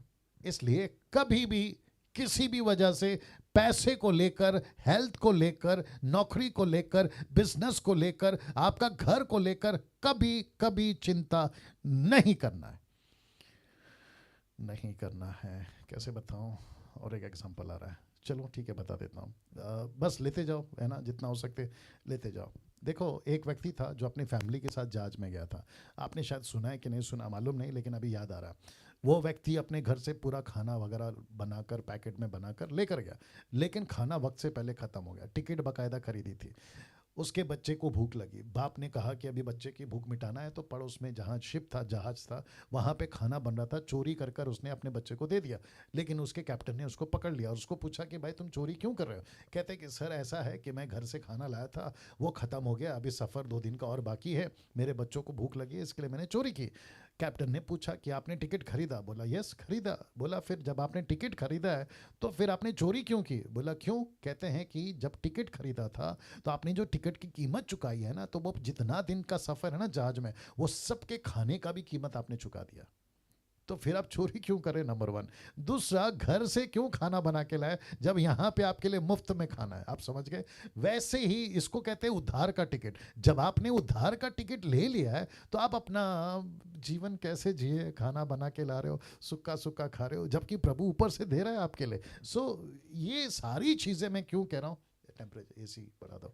मैं इसलिए कह रहा हूं क्योंकि आप राजदूत हैं, तो राजदूत की रक्षा परमेश्वर करेगा। 7वीं प्राप्ति, 7th बेनिफिट, आइए देखते क्या। और ये बहुत मजेदार है, मेरे को बहुत अच्छा लगा। ये क्या है पहले देख लो। लिखा है ऑल एरिया एक्सेस। अरे बाप रे, रख रहा हूं इसको इंग्लिश में मैंने रखा है, मेरे को हिंदी शब्द नहीं मिला। लिखा है ऑल एरिया एक्सेस। मैं आपको सिर्फ समझा देता हूं। या जितने लोग जुड़ रहे हैं, मैं रिक्वेस्ट करता हूं कि आप लोग अपनी अपनी वीडियोस ऑन रखें। जिनको कहा गया है ना वीडियो ऑफ करने के लिए, वही ऑफ रखें, लेकिन बाकी सब अपने अपने वीडियोस को ऑन रखें, ठीक है ना। एस्तर जी भी देख रही हैं, काफ़ी लोग देख रहे हैं। या थैंक यू। ओके, 7वीं प्राप्ति, 7th बेनिफिट, लिखा है ऑल एरिया एक्सेस। इसका मतलब है कि आप रहते पृथ्वी पे हो, लेकिन आपकी पहुंच स्वर्ग तक है। देख लो देख लो देख लो देख लो देख लो लिखा है मैं तुमसे सच कहता हूं, यीशु ने कहा। किससे बात हो रही है? चेलों से। वो कहता है मैं तुमसे सच कहता हूं, जो कुछ तुम पृथ्वी पर बांधोगे वह स्वर्ग में बंधेगा। मैंने इसलिए इसको येलो में आपके लिए अलग से लिखा हुआ है ताकि आपको समझ आए। आप रहते पृथ्वी पे हो, लेकिन आपकी एक्सेस का हिंदी शब्द क्या होगा? एंट्री, चलो एंट्री बोल देते हैं, या आपका प्रवेश, रहते पृथ्वी पे हो, डायरेक्ट स्वर्ग जा सकते हो। कैसे? प्रार्थना के द्वारा। प्रार्थना के द्वारा रहते पृथ्वी पे हो, आप जो कुछ यहां करोगे उसका सीधा असर स्वर्ग में होगा। इसलिए लिखा है जो कुछ तुम पृथ्वी पर बांधोगे स्वर्ग में बंधेगा, जो कुछ तुम पृथ्वी पर खोलोगे स्वर्ग में खोलेगा। इसलिए यीशु ने क्या कहा पता है? यूहन्ना की किताब उसका 20 का 21 और 22 में उसने कहा जिसके पाप तुम माफ करोगे ना, वो माफ किए जाएंगे। निकालो निकालो, कुछ लोगों को शायद ये बात नहीं पता है। The book of John chapter 20 verse 21। जी जी जी, बाकी सभी लोग जो हैं मजबूती से उसको रिसीव करें। प्रभु का बहुत सारा वचन आप लोगों के बीच में आ रहा है। जी, या यूहन्ना की किताब उसका 20 का 21। सातवीं प्राप्ति, सेवेंथ बेनिफिट है ऑल एरिया एक्सेस। रहते पृथ्वी पर हो लेकिन स्वर्ग तक का आपका एक्सेस है, मतलब आपकी एंट्री है। या यूहन्ना की किताब 20 का 21। या आपके लिए पढ़ देता हूं। देखो, मतलब किसी का माथा खराब हो जाएगा अगर दूध पीता बच्चा है। यीशु ने उनसे कहा मैं तुम्हें शांति मिले, जैसा पिता ने मुझे भेजा है वैसा मैं तुम्हें भेजता हूं। वचन 22। यह कहकर उसने उन पर फूका, उनसे कहा पवित्र आत्मा लो। वचन 23। जिनके पाप तुम क्षमा करो वे उनके लिए क्षमा किए जाएंगे, जिनको तुम रखो वे रखे जाएंगे। Can you believe this? दूध पीता बच्चा नहीं समझ पाएगा। आपको पता है, झगड़ा कर बैठेगा, बोलेगा पाप क्षमा तो यीशु करता है, हम कहां से क्षमा कर बैठेंगे? तो यीशु कहता है कि मेरे बदले में तुमको रखा है ना राजदूत बनाकर। यही तो लॉजिक नहीं समझ में आ रही है। बाप रे। इस पृथ्वी के ऊपर यीशु के बिहाफ में चेले थे, इस पृथ्वी के ऊपर 21st सेंचुरी के यीशु के बिहाफ में आप और मैं। तो प्रभु कहता है कि जाओ लोगों को कहो तुम्हारे पाप माफ हो जाएंगे। मुझे कहना है यीशु के वजह से तुम्हारे पाप माफ हो गए, यीशु के वजह से तुम्हारे को जीवन मिलेगा, इतना कहना है मुझे। यीशु ऊपर उसको एक्सेप्ट कर लेगा। सोचो आप क्या चीज हो। और ये सब मिल रहा है किसकी वजह से? सिर्फ एक शब्द है, उसका नाम क्या है? उद्धार। उद्धार, सैल्वेशन। क्या गजब की चीज है नहीं? और क्या बेनिफिट है? इसको कहते हैं टिकट खरीदा उधार का और ये सारे मुफ्त में आ रहा है। लिखा है ऑल एरिया एक्सेस। आप यहां बैठे बैठे प्रभु के पास में आपका कनेक्शन है, और वो कनेक्शन है प्रार्थना के द्वारा। आइए देखते क्या लिखा है। मत्ती 18 का 19। देखिए 18 का 18 कॉन्टेक्स्ट में 19 आ गया, जो कि कहता है फिर मैं तुमसे कहता हूं यदि तुम में से दो जन पृथ्वी पर किसी बात के लिए जिसे वे मांगे, तो शब्द है प्रार्थना, मांगे मतलब प्रार्थना, एक मन के हो तो वह मेरे पिता की ओर से स्वर्ग में उनके लिए हो जाएगी। तो कैसे? प्रार्थना। मुझे क्या करना है? प्रार्थना। प्रभु मुंबई शहर को बचा, मुंबई शहर पे दया कर, महाराष्ट्र पे दया कर, आपका जो जो एरिया आप लोग ले लीजिएगा। ऐसे करके जब आप प्रार्थना करते हो, याद रखो लिखा है किसी दो ऐसा व्यक्ति जो बिल्कुल आपके माइंड सेटअप का है, ऐसा व्यक्ति जो मिशन माइंड सेटअप का है, ऐसा व्यक्ति जो परमेश्वर को जानता है और परमेश्वर की तरह परमेश्वर की योजना पे चल रहा है। अगर ऐसे लोग इकट्ठे हो जाए, एक कनेक्शन दे देता हूं। देखिए आपको याद होगा ना उत्पत्ति की किताब की स्टडी के टाइम पे, नहीं मूसा की स्टडी के टाइम पे, माफ करें, द मिनिस्ट्री ऑफ मोसेस की स्टडी के टाइम पे मैंने कहा था कि मूसा ने अपने दोनों हाथ उठाए, लेकिन मूसा का प्रार्थना फेल हो रहा था। क्यों? क्योंकि उसका हाथ नीचे आ रहा था। लेकिन उसके दो लोगों ने, एक है हारून और दूसरा है हूर, उसने दोनों ने हाथ उठाया और तब जाकर 3 लोग इकट्ठा हुए। और वचन 20 क्या कहता है? जहां 2 या 3, इसी का 18 का 20 क्या कहता है? जहां 2 या 3 मेरे नाम पर इकट्ठा हो मैं उनके बीच में आऊंगा। तो मूसा का प्रार्थना जब फेल हो गया या सक्सेस नहीं हो रहा था, तो हारून ने कहा कि एक काम करते हैं, हम इसके साथ हो जाते हैं। तो इसको कहते हैं एक मन। एक मन के, एक बात के, एक जुनून के, एक दर्शन के, मसीह मंथन के जितने लोग हैं, अगर ऐसे ही जज्बे के साथ आए तो परमेश्वर प्रार्थना सुनता है। या परमेश्वर प्रार्थना सुनता है। आ रही है ना बात समझ में? तो जितने यूट्यूब पे लोग हैं, आपकी तरफ मैं ज़्यादा नहीं देख रहा हूँ, इसका मतलब ये नहीं है कि मैं आपसे बात नहीं कर रहा हूँ, लेकिन ये जूम मीटिंग है जिसके चलते आप लोगों को ज़्यादा नहीं देख पा रहा हूँ। सो ये बात कंफर्म करती है कि जैसे ही एक मन एक दर्शन के साथ जब हम प्रार्थना करते हैं तो प्रभु हमारी प्रार्थना सुनता है। 8वीं प्राप्ति, 8th बेनिफिट, आइए देखते क्या लिखा है। परमेश्वर के सेवक बनने का प्राप्ति। दूसरे शब्दों में, परमेश्वर जिसका उद्धार करता है उसको सेवक बना देता है। कैसे? आइए देखते हैं। लिखा है पहला पत्र 2:9, पर तुम एक चुना हुआ वंश, राजपदधारी याजकों का समाज, पवित्र लोग और परमेश्वर की नीज प्रजा हो। अब आप सोचिए, इसका मतलब है जिस दिन आपका उद्धार होता है, आप परमेश्वर के वंश, राजपदधारी, याजकों का समाज, पवित्र लोग और परमेश्वर की नीच प्रजा। इसको कहते हैं परमेश्वर का सेवा करने वाले याजक। इसलिए मैंने लिखा है 8th बेनिफिट क्या है? परमेश्वर के सेवक बन जाते हैं। आप और मैं परमेश्वर के सेवक बन जाते हैं और परमेश्वर हमको लाइसेंस दे देता है। और एक आ गया, और एक आ गया। बोलो, सुनो सुनो सुनो सुनो। अभी कुछ लोग कहते हैं, बहुत ध्यान से सुनना, कुछ लोग कहते हैं, कुछ लोग हैं उल्टे सीधे पागल लोग सोशल मीडिया के ऊपर, कहते हैं कि महिला पास्टर नहीं बन सकती। मैं फिर उनको पूछूंगा, क्या पहला पत्रस 2 अध्याय वचन 9 में याजक शब्द लिखा है? लिखा है। तो याजक क्या पुरुष ही बने ऐसा लिखा है? लिखा है तुम एक चुना हुआ वंश। ये जो शब्द है ना तुम, तो इसमें निर्जला भी आ गई, इसमें जितने लेडीज लोग अभी देख रहे हैं वो सब आ गए, और जितने यूट्यूब पे अभी मुझे देख रहे हैं वो भी आ गई, जो महिलाएं। तो प्रभु कहता है कि तुम एक चुना हुआ वंश। एक काम करते हैं निर्जला जी, आपसे ही बात करता हूं। आप अगर इस वचन को पढ़ रही हैं, ऐसा सोचिए, 1 पीटर चैप्टर 2:9 आप पढ़ रही हैं, एस्थर जी आप भी पढ़ रही हैं, ठीक है ना? तो पढ़ते वक्त में आप प्रभु को पूछोगे, प्रभु जी यहाँ पे याजक लिखा है, इसका मतलब है कि मैं तो औरत हूं, ये वचन मेरे लिए नहीं है, नमस्ते। ऐसा करेंगी आप?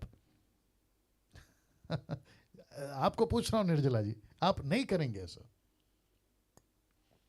और जितनी लेडीज लोग, एग्जैक्टली, या वापस बोलिए, आप वापस बोलिए निर्जला जी। ऐसा नहीं करेंगे। ऐसा कैसे करेंगे? ऐसा नहीं करेंगे। एग्जैक्टली आप क्या करेंगे? आप कहेंगे प्रभु पहला पत्र 2:9 मेरे लिए। बाप रे। मैं आपको और एक बात बताता हूं, जब बाइबल का टॉपिक, या थैंक यू निर्जला जी, जब बाइबल का टॉपिक आएगा ना तो मैं आपको वो पॉइंट जरूर बताऊंगा, लेकिन अभी से बता देता हूं, बाइबल को आपके हिसाब से नहीं लिखा है, बाइबल को परमेश्वर ने अपने हिसाब से लिखा है। ओहो, वापस बोलना पड़ेगा शायद, आप समझे कि नहीं समझे? बाइबल को, यूट्यूब वालों तुम भी सुनो, इसलिए आप जो कहते हो ना कि मुझे बाइबल में वो नहीं मिल रहा, कहां से मिलेगा? परमेश्वर ने तुम्हारे हिसाब से थोड़ी लिखा है, परमेश्वर ने अपने तरीके से अपनी बाइबल लिखवाई है, आपके हिसाब से नहीं। अभी तो कुछ लोग कहते हैं कि मैं मेडिकल जो होता है ना दवाई, मैं बीमार हो गया तो मैं दवाई नहीं खा सकता। परमेश्वर कहेगा कि बेटा जब ये दुनिया थी ना, जब मैं लोगों को लिखवा रहा था ना, तो वहां के जो दवाइयां थी ना, मैं उसका चर्चा नहीं कर सका, या फिर जो भविष्य में आने वाली है मैं उसका चर्चा नहीं कर सका। बोला क्यों? बोला वो मेरी लिस्ट में नहीं है, मैं क्यों बात करूं? इसको कहते हैं जो गांव को जाना नहीं उसका एड्रेस क्यों पूछना है? ऐसा तो बहुत कुछ नहीं लिखा है। यीशु ब्रश नहीं किए कभी, ब्रश टूथब्रश नहीं किए। अब कुछ लोग बोलेंगे मैं आज के बाद ब्रश नहीं करूंगा। बोला क्यों? क्योंकि यीशु ने कभी ब्रश नहीं किया। बोला वो क्यों? बोला बाइबल में कहां लिखा है? हद हो गई यार। तो फिर इसका मतलब है ये तो बुद्धि आपकी बिगड़ गई है। फिर तो यीशु ने कभी साबुन यूज नहीं किया। साबुन समझते हैं? क्या करूं मैं आप लोगों का।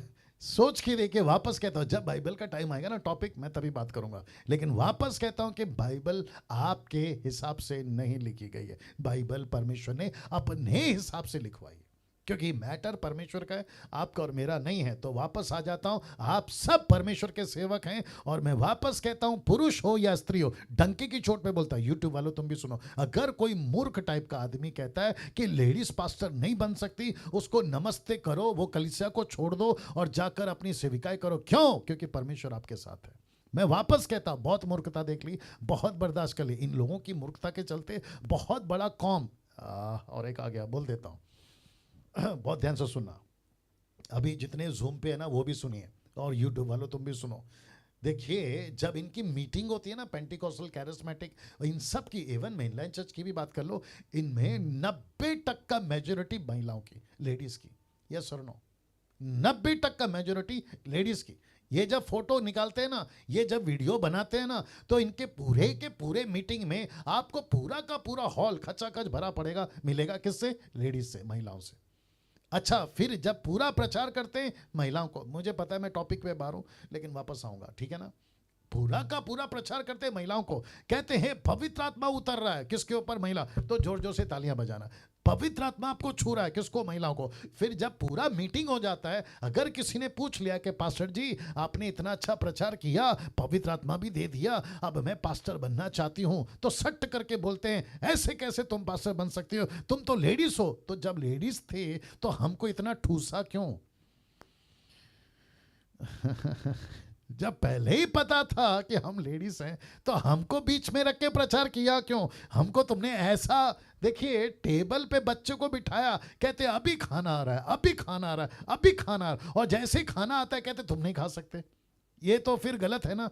तो क्या करो, अगर आपको लगता है ना कि ये पहला पत्र 2:9 लेडीज के लिए नहीं है, तो फिर तुम अपनी मीटिंग में लेडीज को बुलाओ ही मत, कॉन्फ्रेंस में बुलाओ ही मत, आपके बाइबल स्टडी में महिलाओं को बुलाओ मत, उनको सीधा को बच्चे पैदा करो, बच्चे संभालो, घर को संभालो, खाना बनाओ, झाड़ू मारो, चर्च का देखरेख करो, बस यही तुम्हारा काम है। उसके बाद अपने अपने घर चले जाओ, पुरुषों को बिठाओ, पुरुषों को टीचिंग दो, पुरुषों को ही सब कुछ बताओ, महिलाओं को निकाल दो। ये करोगे? नहीं कर सकते, क्योंकि तुम्हारा चर्च पूरा का पूरा खाली हो जाएगा। वाह कैसा लग रहा है दोस्तों? सोचिए कहां फिट हो रहा है इनका लॉजिक। फिर कभी बात करूंगा इसके ऊपर। इसको कहते हैं नवी प्राप्ति, 9th बेनिफिट। बेनिफिट क्या है? बेनिफिट नंबर 9, परमेश्वर के मंदिर बन जाते हैं। जिस दिन आपका उद्धार होता है उसी दिन आप परमेश्वर के मंदिर बन जाते हो। परमेश्वर का मंदिर का मतलब क्या है? मैं पढ़वा देता हूं। पहला कुरिन्थियों 3:16 लिखा है, एसी कम कर लो, लिखा है, क्या तुम नहीं जानते कि तुम परमेश्वर का मंदिर हो और परमेश्वर का आत्मा तुम में वास करता है? तो इसमें लेडीज भी आ गई इसमें लेडीज भी तो आ गई ना। तो परमेश्वर कहता है 9th बेनिफिट, जिसका भी उद्धार होता है, वो कहता है कि तुम परमेश्वर का मंदिर हो, परमेश्वर का आत्मा तुम में वास करता है। तुम पृथ्वी पे चलो, शहर में चलो, गांव में चलो, आप किसी भी दुनिया में चलो, जादू टोना के बीच में चलो, जहां पे भयंकर दुष्ट आत्माएं रहती है वहां पे चलो, वो तुम्हारे शरीर को छू तक नहीं सकते। क्यों? क्योंकि तुम्हारे अंदर परमेश्वर का आत्मा है। क्या बात है दोस्तों, सोच के देखिए आप और मैं क्या चीज है। या ताली बजाएं, सभी सभी सभी सभी सभी ताली बजाकर परमेश्वर को धन्यवाद देंगे। या सभी सभी सभी वंडरफुल जीसस। तो हम परमेश्वर के मंदिर हैं और परमेश्वर का आत्मा मुझ में और आप में रहता है इस पृथ्वी पर। क्या करूं, और एक आज्ञा दे देता हूं। एक वक्त था परमेश्वर मंदिरों में, बाप रे बहुत हैवी चीज आ रही है, अगर संभाल सकते तो ले लो, ठीक है ना, मैं देने जा रहा हूं। एक वक्त था परमेश्वर मंदिरों में होकर चलता था, अब ऐसा है कि उसने हमको मंदिर बनाया, अब वो हम में होकर चल रहा है। ओके ओके ओके ओके या अब आए बात समझ में। परमेश्वर कहता है मैं ऐसा युग लाऊंगा जहां मैं उनके अंदर बसूंगा, उनमें चलूंगा, मैं उनका परमेश्वर होऊंगा और वो मेरे लोग होंगे। वो वक्त चला गया। दाऊद है ना, वो एक वक्त था संदूक लेकर घूमता था, वो एक वक्त था मूसा संदूक लेकर घूमता था, वो एक वक्त था यरूशलेम के मंदिर में जाकर परमेश्वर को मिलता था। अब सिस्टम चेंज हो गया। अगर कोई पूछना चाहता है क्यों, तो आप लोग पूछ लीजिए अपने अपने जगह पे क्यों। उसका जवाब है यूं। तो जवाब है कि जब यीशु क्रूस पे मर रहा था ना, ऊपर से लेके नीचे तक मंदिर का पर्दा फट गया। तो बोला क्यों फट गया? क्योंकि जो परमेश्वर अंदर बैठा था ना मंदिर के, वो फाड़कर बाहर निकला। बोला अब कहां जाओगे? बोला अब वो दूसरे मंदिर में जाऊंगा जिसको कहते हैं मनुष्य का शरीर। मनुष्य का शरीर, क्या बात है। और यह प्रकाशन किसको मिल रहा है? पौलुस को। पौलुस को क्यों मिला? क्योंकि पौलुस अन्य जातियों का प्रेरित था, अन्य जातियों का सेवक था, लेकिन पक्का यहूदी था। उसको पूरी की पूरी तोरा, बाइबल की एक एक बात उसको जो है ना परमेश्वर के दास गमलीएल के पास में बिठाकर उसको सिखाई गई थी। और उसने कहा कि अच्छा, इसका मतलब है अगर अभी मंदिर हम हैं तो यरूशलेम में जाने का क्या मतलब? अगर मंदिर हम हैं तो वहां के पवित्र स्थल को, जिसको ये लोग बोल के चलते हैं, उसको पूजने का क्या मतलब? वहां का तेल, वहां का पानी, वहां का रुमाल, वहां का शोफार, वहां का शॉल लेकर आकर कहते देखो पवित्र है, पवित्र है। ऊपर से परमेश्वर सट्ट करके मारेगा। बोला बेटा पागल है तू, परमेश्वर का मंदिर पवित्र तू है। आ रही है ना बात समझ में? तो मैं वापस कहता हूं कि अपना हाथ लीजिए, खुद को शाबाशी दीजिए। आपका 9th बेनिफिट है कि तुम परमेश्वर का मंदिर हो। और देखो 10वां बेनिफिट, अभी मैं समाप्ति पे भी आ रहा हूं। बेनिफिट नंबर 10 क्या लिखा? देखिए लिखा है हम आत्मिक बन जाते हैं। मैं रख रहा हूं। लिखा है यूहन्ना 3:6, क्योंकि जो शरीर से जन्मा वह शरीर है, जो आत्मा से जन्मा वह आत्मा है। तो इस वक्त में मैं कौन हूं? मैं आत्मिक हूं। आप लोग जो प्रभु के लोग हैं, आप लोग कौन हैं? आप लोग आत्मिक हैं। अभी जितने प्रभु के सेवक हैं वो कौन है? आत्मिक हैं। तो इसका मतलब है हम शरीर में हैं, लेकिन उसके बावजूद एक ऐसा जीवन जी रहे हैं, उसको कहते हैं अलौकिक, उसको कहते हैं सुपर नेचुरल। यूट्यूब वालों आप भी सुनिएगा, हम सब इस पृथ्वी पर हैं, लेकिन हम सब एक सुपर नेचुरल लाइफ जी रहे हैं। हम सब एक सुपर नेचुरल लाइफ जी रहे। क्यों? क्योंकि हमारा उद्धार हो गया है। जिस दिन हमारा उद्धार हुआ उसी दिन हम आत्मिक बन गए। और प्रभु कहता है बेनिफिट नंबर 10 कहता है कि तुम आत्मिक हो। इसका मतलब है कि हम इस पृथ्वी के ऊपर परमेश्वर के वो बच्चे हैं जो उत्पत्ति 1:26 में प्रभु ने बनाया था कि तुम मेरे स्वरूप हो, मेरी समानता हो, मैं जैसा हूं वैसे तुम रहोगे। इसलिए लिखा है, निकालो जल्दी से यूहन्ना की किताब उसका 14:12 रेफरेंस और चैप्टर पहले सुन लिया करो। 14:12 ठीक है ना? यूहन्ना 14:12। जी मुझे एक सेकंड दीजिए। और आशा करता हूं कि आप लोग सब सुन रहे हैं और आपको अच्छा लग रहा है। जी the book of John chapter 14:12। देखिए क्या गजब की चीज है। मेरे साथ में अगर आप लोग देखना चाहें, आई थिंक आप लोग का फोन बिजी है, कोई बात नहीं। लिखा है मैं तुमसे सच सच कहता हूं। किसने कहा? यीशु ने। कहता है मैं तुमसे सच सच कहता हूं कि जो मुझ पर विश्वास रखता है ये काम जो मैं करता हूं वह भी करेगा। क्यों? वो इसलिए करेगा क्योंकि हम आत्मिक हैं। पतरस ने कहा उस लंगड़े से, प्रेरितों की किताब 3 अध्याय, उठ और चल। एग्जैक्टली उठा और चला। पतरस के परछाई से चंगा हो गया लोग। क्यों? क्योंकि वो आत्मिक है, आत्मा है। लिखा है ना जो आत्मा से जन्मा वो आत्मा है। पौलुस के रुमाल से लोग चंगे होते थे। क्यों? क्योंकि परमेश्वर ने उसको वैसा रखा था। वैसे ही अभी भी हो सकता है अगर हम परमेश्वर के मर्जी पे चले तो।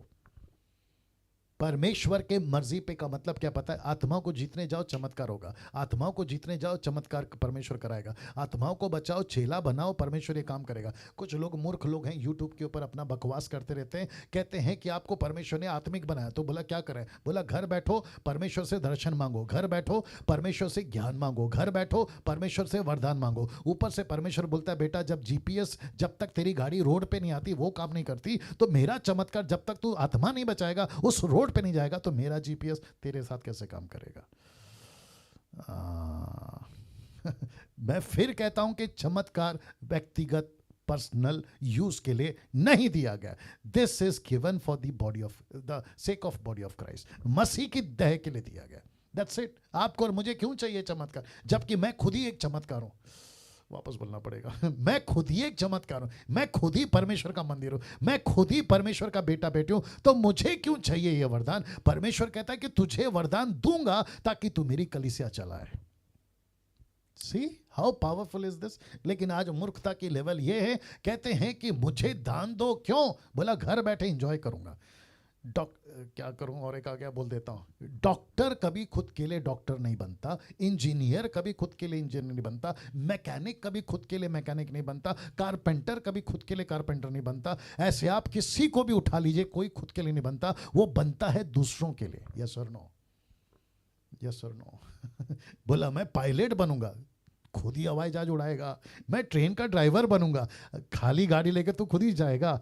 तुझे बनाया है पायलट दूसरों को सफर में पहुंचाने के लिए, तुझे ट्रेन का ड्राइवर बनाया दूसरों को शहर पहुंचाने के लिए। कहता है कि मैं खुद एंजॉय करूंगा। मूर्ख है ना वो? 11वीं प्राप्ति, द बेनिफिट नंबर 11। आइए देखते क्या, फिर एक लास्ट होगा। लिखा है हम परमेश्वर की कलीसिया बन जाते हैं। We become a body of Christ, जिसको कहते हैं कलीसिया। हम कलीसिया बन जाते हैं। मत्ती 16:18, और मैं भी तुझसे कहता हूं कि तू पतरस है और इस पत्थर पर अपनी कलीसिया बनाऊंगा और अधोलोक के फाटक उस पर, ये देखो येलो से ब्रैकेट किया है या उसको हाईलाइट किया है, उस पर, किस पर? कलीसिया पर। तो पतरस पर नहीं, पतरस, जीसस क्राइस्ट, पतरस जब तक पतरस है उसका कुछ नहीं होगा, लेकिन पतरस जिस दिन कलीसिया बन जाएगा सब कुछ हो जाएगा। ओहो हो, वापस आऊं या समझ में आ गया आपको?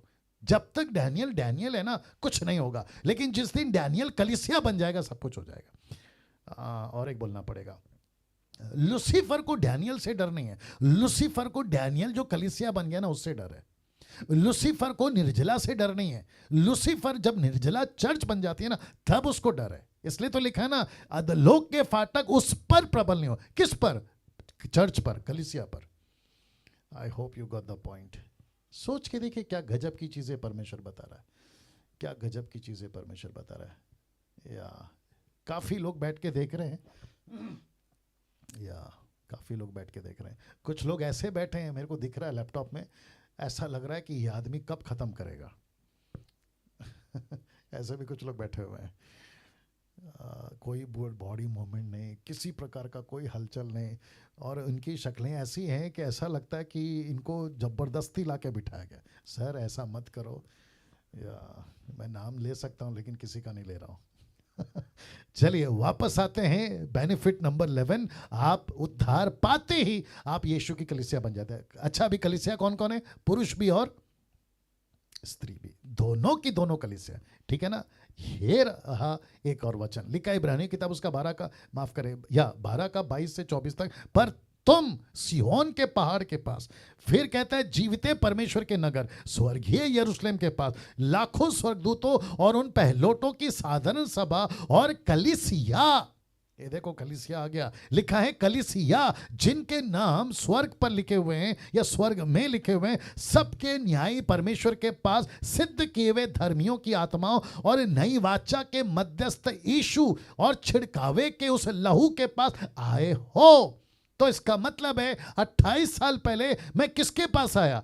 कलीसिया के पास। मैं क्या बन गया? कलीसिया। परमेश्वर किसके पास आया? कलीसिया। तो इसका मतलब है इस पृथ्वी के ऊपर मैं कौन हूं? कलीसिया। किसकी? यीशु की। किसकी? यीशु की। यीशु ने अपना सर कहां रखा है? मेरे ऊपर। मैं क्या हूं? उसका शरीर। सी, आप सोच रहे हो, आप समझ में आ रहा है क्या गजब की बातें प्रभु बता रहा है? आप कौन है? शरीर। यीशु कौन है? आपका सर। तो इसका मतलब है ये सर, ये बाकी का शरीर। तो परमेश्वर कहता है कि तू डैनियल, तू नहीं है, तू मेरा चर्च है। और एक चीज बताने की इच्छा हो रही है, क्या करूं? बता दूं? बता देता हूं, ध्यान से सुनेगा। मुझे 28 साल हो गए अभी तक मिनिस्ट्री में, और जब से पैदा हुआ हूँ तब से लेकर अभी तक मेरी कुछ अभी उम्र चल रही है 48 प्लस हूँ मैं अभी, ठीक है ना। दिखता नहीं हूँ वो बात अलग है, लेकिन मैं 48 में चल रहा हूँ, ठीक है ना। इस 28 साल के मिनिस्ट्री में आप मेरे जितने भी करीबी लोग हैं ना, जो मुझे जानते 10 साल 15 साल 20 साल से, उनमें से किसी को भी फ़ोन करके पूछे कि क्या डैनियल राज कभी हॉस्पिटल में एडमिट हुआ था, या तो आपको जवाब मिलेगा नहीं। मेरी ऐसी कोई फोटो फेसबुक के, यूट्यूब पे आपको कभी नहीं मिलेगी कि मैं हॉस्पिटल में लेटा हूँ, मेरे दोनों हाथ पैर वैसे ऊपर टेढ़े हो गए हैं और ऊपर से सलाइन की बोतल मेरे ऊपर चढ़ाई है। ना ना ना ना ना, मैं जुकाम आया है, हेल्थ इश्यूज हुए हैं, मैं घर पर रहा हूँ, लेकिन हॉस्पिटल में कभी एडमिट नहीं हुआ। अब आप लोग सोच रहे होंगे पास्टर डैनियल आप ये बात क्यों कर रहे हैं? मैं आपको बताता हूँ। देखो मसीह जीवन, क्या करूँ क्या करूँ क्या करूँ, अभी बताऊँ क्योंकि वो नेक्स्ट पॉइंट है मेरा आगे के लिए। चलो अभी बता देता हूँ। 4 प्रकार के क्रिश्चियंस हैं। कितने? 4 प्रकार के। आपको कल बोला था ना कि रास्ते वाला यीशु, रास्ते वाले क्रिश्चियन नहीं चाहिए यीशु को। तो आपको पता है मैंने 4 प्रकार का क्यों कहा? एक कौन सा रास्ता है, या माफ करें, एक कौन सा क्रिश्चियन है जो किनारे पे बीज बोया गया, ये किनारे वाले जिसको कहते हैं ना पत्थर वाले, पत्थर दिल वाले, माफ करें, पत्थर वाले, पत्थर पे बीज गिरा था ना प्रेरित मत्ती का 13 अध्याय में। दूसरा कौन सा है? आपका किनारे पे पाँव से रौंदे जाते और खत्म हो जाते जल्दी से। तीसरा कौन सा है? झाड़ी वाले। चौथा कौन सा है? अच्छी जमीन वाले। क्रिश्चियन सब है आज की तारीख में, पत्थर वाले, किनारे वाले, झाड़ी वाले और अच्छे वाले सब है क्रिश्चियन। इन सब का बपतिस्मा होता है, इन सब के हाथ में बाइबल मिलेगी, इन सबको आप चर्च में देखोगे, इन सबको आप लोग बोलोगे अरे वाह क्या क्रिश्चियन है। नहीं, ऊपर से परमेश्वर बोलता है अरे इसको, ये तो पत्थर वाला, अरे ये तो किनारे वाला, अरे ये तो झाड़ी वाला, अरे ये तो अच्छा जमीन वाला। मैं उस कॉन्सेप्ट में बात कर रहा हूं। अगर आप परमेश्वर के तरीके पे चलोगे, परमेश्वर आपके बॉडी को संभालेगा, मैं ये बता रहा हूं। हाँ, आप बीमार होते हैं, मुझे पता है कई तरीके की वजह होती है, आपने खुद का ख्याल नहीं रखा, बीमार होते हैं, आपको हेल्थ इश्यूज है, आपको डॉक्टर के पास जाना चाहिए, आपको तकलीफ है तो एडमिट होना चाहिए, मैं उसके खिलाफ नहीं हूं। लेकिन मैं क्या बता रहा हूं कि इसी पृथ्वी के ऊपर हम सुपर नेचुरली जी सकते हैं, मैं वो बता रहा हूं। अगर आप परमेश्वर का काम करोगे। और एक आ गया, दे देता हूं। पतरस नहीं, पौलुस जब तक बोट में था, आखिरी चैप्टर याद आ गया, 27 चैप्टर में, सेकंड लास्ट चैप्टर में, जब तक बोट में था, मुझे पता है कि टाइम हो गया बट सुन लीजिए, जब तक बोट में था पौलुस नहीं टूटी। दूसरे शब्दों में तूफान उनको नहीं बेका।